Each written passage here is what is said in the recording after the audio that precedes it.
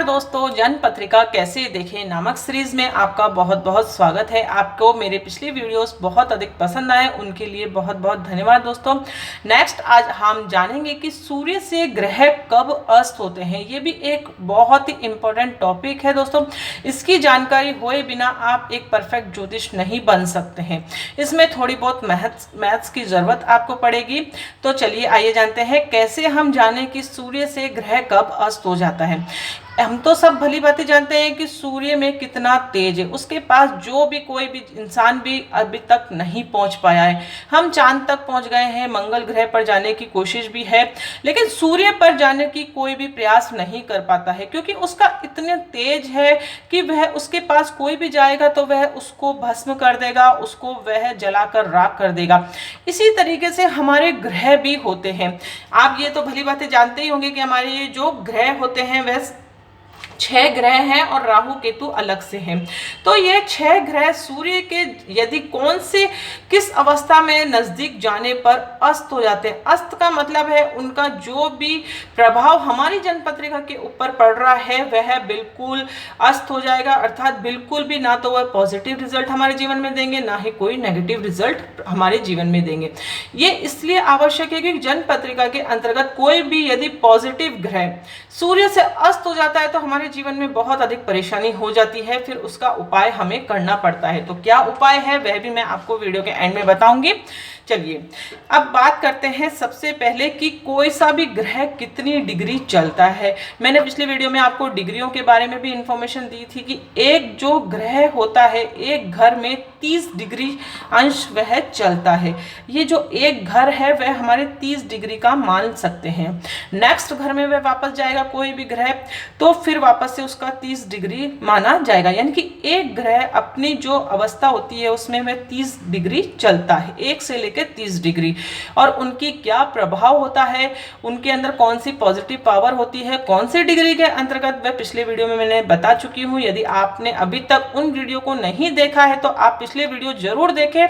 फिर इस next video पर आप आएंगे तो आपको बहुत जल्दी समझ में आएगी हर चीज दोस्तों। तो यह 30 डिग्री का एक घर हम मान सकते हैं, या फिर एक अंश जिसको एक जो ग्रह का जो अंश होता है चलने का वह 30 डिग्री होता है। इसी तरीके से पूरे 30 ये पूरे घरों में वह चक्कर लगाते हैं। ग्रह कोई भी होता है जब वह यहाँ से यहाँ पर जाता है, यहाँ से फिर यहाँ पर जाता है, इधर से इस तरफ जाएगा, 4th से 5th में जाएगा, 6th जाएगा, 7th जाएगा, इस तरह से उसका रोटेशन होता है। ऐसा कभी भी नहीं होता है कि 6 से 5 में कोई ग्रह जा रहा है। राहु केतु की मैं बात नहीं कर रही हूँ, इसका आप ध्यान दें। कभी कभी कोई ग्रह वक्री हो जाते हैं, वह दूसरी बात है, वह गोचर में होते। गोचर में ग्रह अपनी स्थिति चेंज करते रहते हैं, ये तो हमें पता है। जब हमारा जन्म होता है उस समय ग्रहों की स्थिति क्या होती है, उस अनुसार हमारी जन्म पत्रिका बनती है। अब सूर्य कौन सी स्थिति में है, अन्य ग्रह कौन सी स्थिति में है, 2 से अधिक ग्रह हमारे एक ही घर में विराजित हो जाते हैं, और यदि सूर्य के साथ उनकी युति होती है और एक निश्चित अंतराल के अंदर यदि उनकी युति होती है तो वह अस्त अवस्था में माने जाते हैं। जैसे चंद्रमा यदि 12 डिग्री के डिफरेंस है, सूर्य और चंद्रमा के मध्य यदि 12 डिग्री का डिफरेंस है तो वह अस्त अवस्था माना जाएगा, यानी कि चंद्रमा उसका प्रभाव हमें नहीं देगा। उस व्यक्ति की जातक का जिसका भी चंद्रमा अस्त है उसका किसी भी कार्य में मन नहीं लगेगा, क्योंकि चंद्रमा मन का कारक ग्रह माना जाता है। वह कोई भी कार्य करेगा उसको मन नहीं लगेगा, अन्य जो भी परेशानी होती है उसको चंद्रमा से रिलेटेड प्रॉब्लम क्रिएट वह करेगा।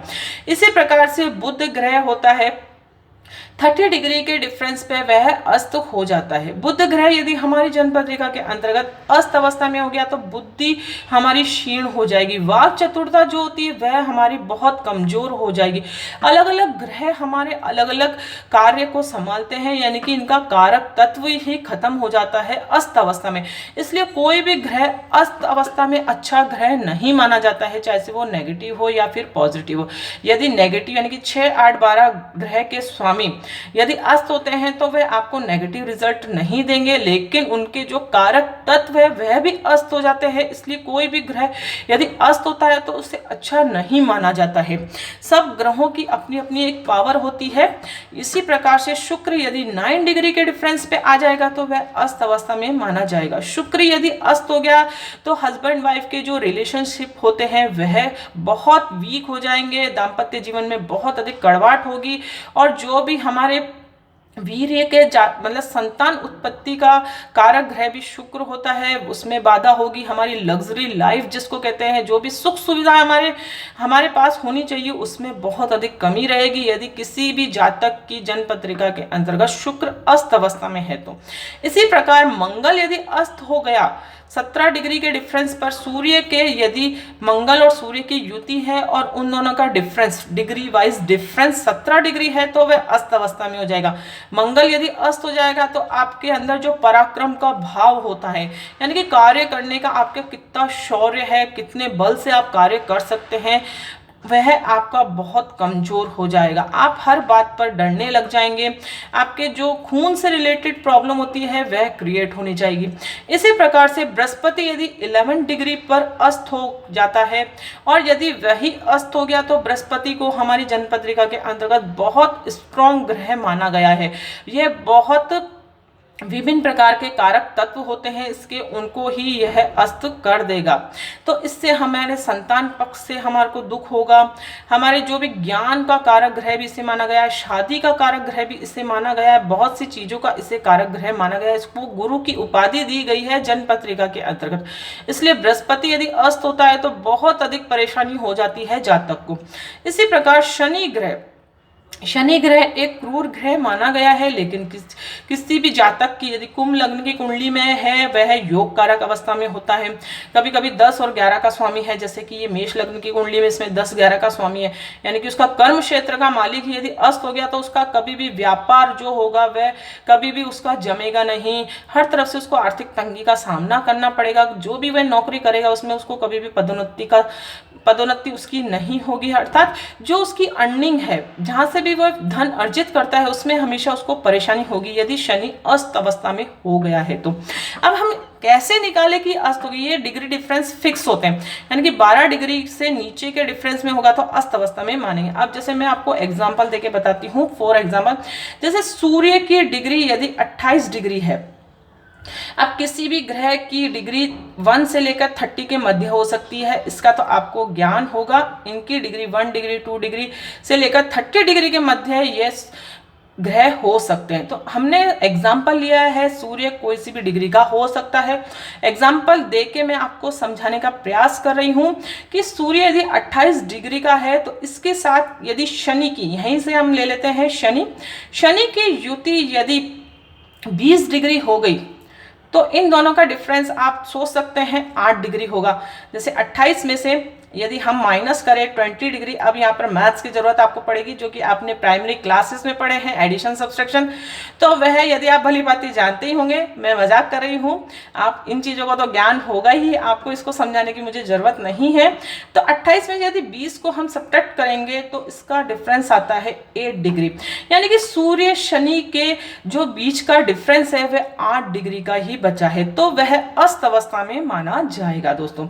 इसी प्रकार से सूर्य मान लीजिए यहां पर है और उसकी डिग्री 25 डिग्री है और उसकी युति यदि शुक्र ग्रह से हो रही है और जिसकी डिग्री यदि 15 डिग्री है, सपोज करिए मैंने एग्जांपल लिया है, ऐसा कुछ नहीं है, यदि 15 डिग्री है तो इसका डिफरेंस कितना होगा? 25 में से आप यदि 15 डिफरेंस करेंगे तो कितना आएगा? 10 डिग्री। तो इसको अस्त अवस्था नहीं माना जाएगा क्योंकि शुक्र 9 डिग्री पर अस्त होता है। यदि 1 डिग्री भी इसकी ज़्यादा हो जाती, शुक्र की 16 डिग्री हो जाती, तो ये अस्त अवस्था में आ जाता।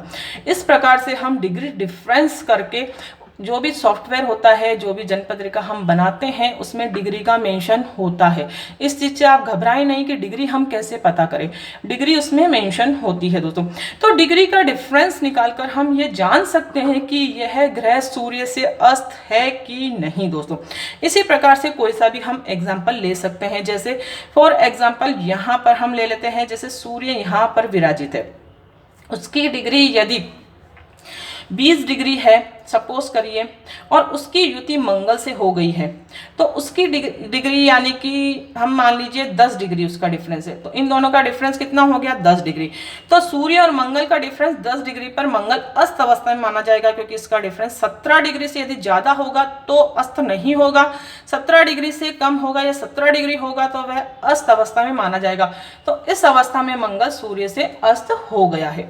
ये तो हो गया कि एक ग्रह के बारे, एक घर के बारे में, यानी कि सूर्य से यदि किसी दो ग्रह, कई बार ऐसा होता है कि सूर्य दो ग्रह को भी अस्त कर देता है। जैसे सपोज करिए यहाँ पर चंद्रमा विराजित हो जाता, क्योंकि ये ग्रह है कहीं पर भी विराजित हो सकते हैं। आपकी एक ही लग्न की कुंडली है, उसमें अलग अलग, आप मेष लग्न की 12 ही मेष लग्न है, हमारी आबादी कितनी है आप इसको तो जानते ही होंगे। उस आबादी में मतलब आप सपोज करिए एक ही लग्न कुंडली के बहुत से प्रायर हो सकते हैं, बहुत सी, मतलब कोई ग्रह यहाँ बैठा है, दूसरे जातक का यहाँ बैठा है, तीसरे का यहाँ बैठा है, ऐसा कई बार ऐसा होता है कि बहुत से डिफरेंसेस आ जाते हैं, इसलिए हर इंसान की कुंडली अलग होती है। अब यहाँ पर जैसे चंद्रमा बैठ गया है सपोज करिए 28 20 या फिर हम ले लीजिए 15 डिग्री के डिफरेंस पे, तो इन दोनों का डिफरेंस कितना हो गया 13 डिग्री का इन दोनों का डिफरेंस हो गया। 28 में से 15 गए तो 13 डिग्री, यानी कि वह अस्त अवस्था नहीं मानी जाएगी।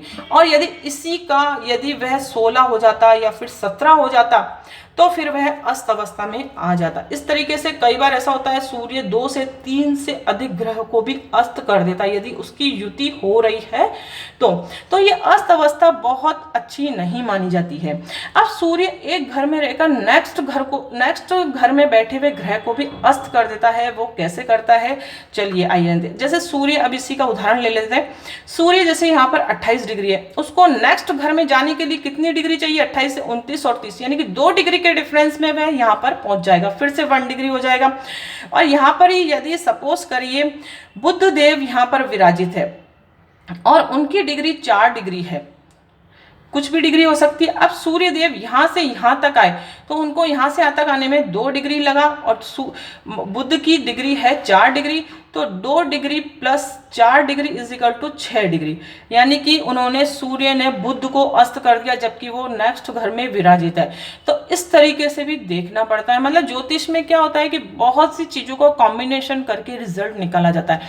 मैं छोटे छोटे वीडियोस के माध्यम से आपको हर चीज़ क्लियर कर रही हूँ। यदि आप मेरे इस चैनल से जुड़े रहेंगे तो आपको बेसिक इन्फॉर्मेशन यदि आपकी क्लियर हो गई तो आप किसी भी कुंडली को उठाकर देख सकते हैं और उसका रिजल्ट निकाल सकते हैं कि यह कार्य उसका होगा कि नहीं होगा। उसे यदि यह बाधा हो रही है तो वह क्यों हो रही है, कौन से ग्रह के कारण उसको जीवन में परेशानी हो रही है। दोस्तों इस तरीके से वह नेक्स्ट घर को भी अस्त कर देता है। ये तो आप समझ ही गए होंगे। दोस्तों मैं आपको एक एग्जांपल और दे देती हूँ जिससे आपको और अधिक क्लियर हो जाए। जैसे सपोज करिए सूर्य यहाँ पर विराजित है और जिसकी डिग्री है 4 डिग्री, यानी कि वह इस घर में 4 डिग्री अंश ही चला है। अब नेक्स्ट ग्रह यहाँ पर सपोज करिए कि ना मंगल ग्रह विराजित है जिसकी डिग्री है 28 डिग्री, या फिर आप कुछ भी जो भी सॉफ्टवेयर में आएगा उसी को हमने मेंशन करना रहता है, या एग्जांपल के रूप में मैं आपको बता रही हूँ। तो ये 28 डिग्री, यानी कि इस मंगल ग्रह को इस घर तक पहुँचने में 2 डिग्री का डिफरेंस और चाहिए, यानी कि 30 डिग्री हो जाएगी तो मैं नेक्स्ट घर में चला जाएगा। तो ये 2 डिग्री इसका डिफरेंस है और सूर्य चला है 4 डिग्री, तो 2 डिग्री मंगल ग्रह का और 4 डिग्री सूर्य ग्रह का, तो कितना हो गया 6 डिग्री। यानी कि सूर्य यहाँ पर विराजित है, मंगल यहाँ पर विराजित है, फिर भी सूर्य ने मंगल को अस्त कर दिया, क्योंकि मंगल का डिफरेंस 17 डिग्री के यदि कम होगा तो वह अस्त अवस्था में होगा, उससे ज़्यादा होगा तो ही वह अस्त की जो पोजीशन होती है उससे नहीं होगा, अस्त नहीं माना जाएगा। लेकिन उसका डिफरेंस 4 डिग्री। अगर बहुत सिंपल कॉन्सेप्ट है दोस्तों कि यदि उसी घर में है तो आप सब्ट्रैक्ट करके देख लीजिए, और नेक्स्ट घर में है तो दोनों की डिग्रियों का एडिशन कर लीजिए। उसके नेक्स्ट आपको कितना 28 के बाद जो काउंटिंग आती है 30 तक बोलिए, फिर उसको जो भी डिग्री लिखी है उससे दोनों का एडिशन कर दीजिए, यदि डिफरेंस उससे मैच कर लीजिए, इतना आता है तो वह अस्त अवस्था में हो गया, अन्यथा वह अस्त नहीं माना जाएगा। अब बात करती हूँ राहु और केतु की। राहु और केतु एक कोई भी ग्रह नहीं है, यह छाया ग्रह है और यह उल्टी चाल चलते हैं। हमेशा ये 5 से 4 में जाएंगे, 4 से 3 में जाएंगे, उल्टे चलते हैं। सूर्य के अस्त का दोष नहीं लगता है। ये कितने ही डिग्री डिफरेंस हो सूर्य के साथ, यदि इनकी युति होती है, यानी कि सूर्य के साथ यदि राहु विराजित है तो ग्रहण दोष बनाते हैं, केतु है तो भी ग्रहण दोष बनाते हैं। इसलिए उनका अलग उपाय होता है। इनको अस्त अवस्था नहीं मानी जाती है, इसलिए इनका विचार नहीं किया जाता है अस्त अवस्था में। अस्त अवस्था में केवल इन ग्रहों का ही विचार किया जाता है। अस्त का ज्ञान होना बहुत जरूरी है, क्योंकि बहुत अधिक स्ट्रॉन्ग पोजीशन होती है हमारी जन्मपत्रिका के अंतर्गत। यानी कि शुक्र यदि यहाँ पर विराजित है, इस ग्रह में तो मारक हो गया, लेकिन शनि जैसे यहाँ पर ही विराजित है, यहाँ पर जैसे इसी को एग्जांपल को ले लीजिए 20 डिग्री, ये आपका पंच महापुरुष राजयोग बना रहा है, स्वयं राशि है, स्वयं ग्रही है, लेकिन सूर्य से अस्त हो गया है तो उसको, उस जातक को वह पॉजिटिव रिजल्ट मिलेगा ही नहीं। वह सोचता है कि मेरी जन्मपत्रिका बहुत स्ट्रांग है, मेरे राजयोग बन रहा है, लेकिन राजयोग में भी उसे अच्छी अवस्था नहीं प्राप्त होगी, उसे किसी भी तरह का कोई भी पॉजिटिव रिजल्ट नहीं प्राप्त होगा। अब कोई भी ग्रह अस्त जाता है तो क्या करना चाहिए, उनको रत्न के माध्यम से स्ट्रॉन्ग करना चाहिए, उस ग्रह का रत्न पहनना चाहिए, लेकिन रत्न पूरी कुंडली का विचार करके ही पहनना चाहिए। कभी भी ऐसा भी आप नहीं देखें कि यह सूर्य से अस्त हो रहा है तो हमने रत्न धारण कर लिया। पूरी कुंडली का विचार करके ही रत्न धारण किया जाता है। और आप यदि कोई अस्त हो गया है ग्रह, मारक ग्रह अस्त हो गया है, तो उस अवस्था में उस ग्रह के बीज मंत्रों का जाप करके आप उनको स्ट्रॉन्ग कर सकते हैं। कौन से बीज मंत्र होते हैं मैंने पिछले वीडियोस में आपको बता रखे हैं। बहुत मैं आपको अफोर्ड करती हूं कि आप बीज मंत्रों का जाप करना प्रारंभ करें, आपके जीवन में बदलाव अवश्य होगा। यदि आप किसी भी प्रॉब्लम से क्रिएट हो, कोई सी भी प्रॉब्लम आप अपने जीवन में फेस कर रहे हैं, तो उसके अनुसार हमें बीज मंत्रों का जाप करना चाहिए। इस तरीके से जैसे शनि अस्त हो गया तो शनि ग्रह के बीज मंत्रों का हमें जाप करना चाहिए।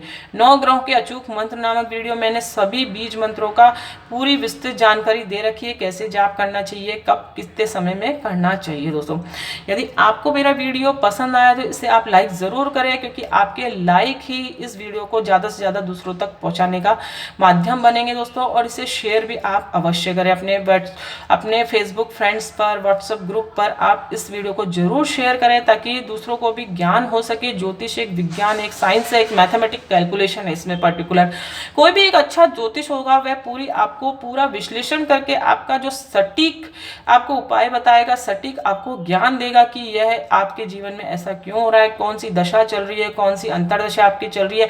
गोचर से उसका मिलान करके पूरी आपको अच्छे से सटीक जानकारी देगा, तभी आपकी कुंडली विश्लेषण का आपको लाभ होगा।